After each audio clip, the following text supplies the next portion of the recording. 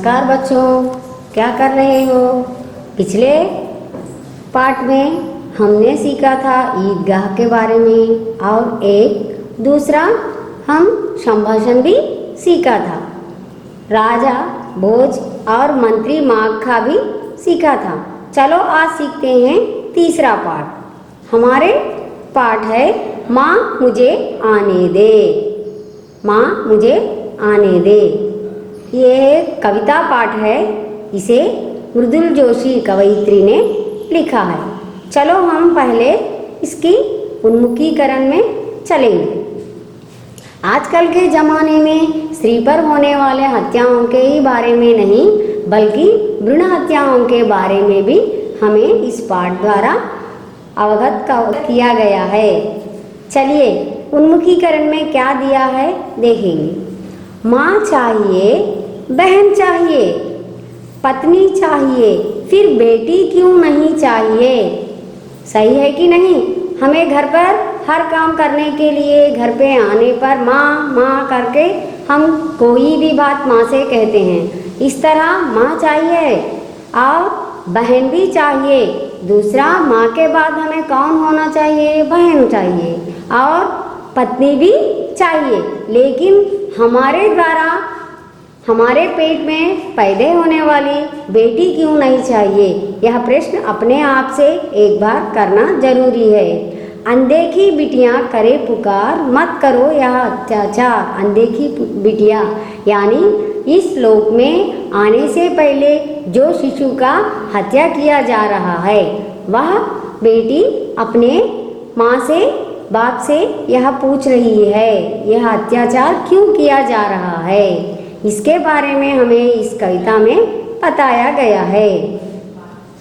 चलिए इस पाठ का उद्देश्य के बारे में जानेंगे। छात्रों को मुक्तक कविता से परिचित कराना है। इस कविता के माध्यम से भ्रूण हत्याओं का विरोध करने का प्रयास किया जा रहा है। छात्रों को यानी बचपना से ही बच्चों में नैतिक मूल्य किस तरह हमें अवगत किया गया है, उसी तरह नारी का इस समाज में क्या स्थान है, इसका भी अवगत कराना मुक्तक कविताओं द्वारा उन्हें अवगत कराना इस पाठ का उद्देश्य है। इसके साथ भ्रूण हत्या का विरोध करने का प्रयास भी किया गया है।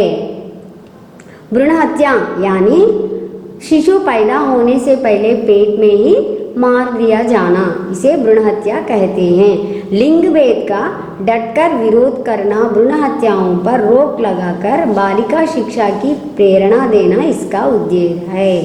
लिंग भेद यानी लड़का हो लड़की कोई भी हो, हमें उन्हें एक ही तरह देखना चाहिए और भ्रूण हत्याओं को रोकना चाहिए और शिक्षा बालिका शिक्षा का प्रेरणा भी देना चाहिए। यह पाठ का यही उद्देश्य है। चलो अब विधा विशेष में चलेंगे। यह एक मुक्तक कविता है। इसमें प्रत्येक पंक्ति कविता विषय के इर्द गिर्द घूमती रहती है। सटीक और प्रभावशाली शब्दावली ऐसी कविताओं की पहली मांग होती है। यानी कविता छोटी होती है लेकिन उसमें ज़्यादा हमें सिखाया जाता है कि किस तरह हमें रहना चाहिए और क्या सोचना चाहिए, क्या मत सोचना चाहिए। यह एक इस शिशु हत्या भ्रूण हत्या के इर्द गिर्द उसके तरीके से दिया गया है। विधा विशेष के बाद आज हम सीखेंगे कवयित्री के बारे में। कवयित्री मृदुल जोशी माँ मुझे आने दे इस कविता की कवयित्री हैं। वे 1960 में उत्तराखंड के काठगोदाम में जन्म लिए हैं। इनके रचनाओं का मुख्य विचार है नारी चेतना, यानी स्त्रियों को चेतना करना ही इनका उद्देश्य है। इनका नारी चेतना समाज का निर्माण है।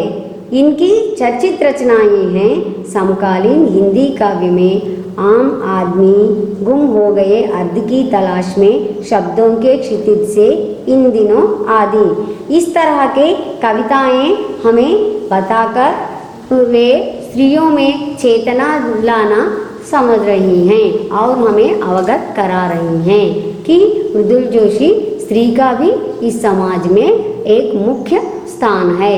यह हमें समझना सोचना चाहिए और भ्रूण हत्याओं को रोकना चाहिए। चलो अब चलते हैं विषय प्रवेश के बारे में।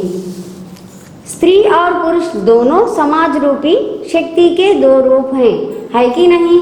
इस समाज में, इस प्रपंच में स्त्री पुरुष दोनों होने पर ही हमारा संसार आगे बढ़ सकता है।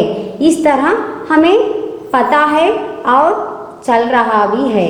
समाज के निर्माण में दोनों का समान महत्व है। समाज निर्माण करना चाहिए तब दोनों होना चाहिए, कोई एक ही से समाज का निर्माण नहीं होता, इसीलिए दोनों का स्थान भी मुख्य है। वेदों में स्त्री की तुलना देवी से की गई है ना, वेदों से ही हमारे यहाँ स्त्री की तुलना किनसे की गई है? देवियों, यानी जहाँ देवी का पूजा होता है वहाँ स्त्री का गौरव करना चाहिए। इसका मतलब जहाँ स्त्री का गौरव करेंगे वहाँ देवी का पूजा हो गया होता, ऐसा सोचते हैं। लेकिन सामाजिक विषमताओं के कारण आज भी भ्रूण हत्या देखी जा रही हैं। लेकिन कुछ समाज की विषमताओं के कारण आजकल के ज़माने भी भ्रूण हत्या हो रही हैं, रोक लगाने पर भी हो रहे हैं। इस पर हमें एक रोक लगाना ही नहीं बल्कि हमें एक आंदोलन भी छेड़ना चाहिए। भ्रूण हत्या ही नहीं, कितने स्त्री अत्याचार भी हो रहे हैं। यह सब हमारे दृष्टि में रखकर आने वाले पीढ़ियों और आने वाले छात्रों को भी यह समझाना चाहिए कि नारी का स्थान इस संसार में कितना मुख्य है। यह इस पाठ का मुख्य उद्देश्य और विषय है। चलो हम अब इस कविता के बारे में जानेंगे।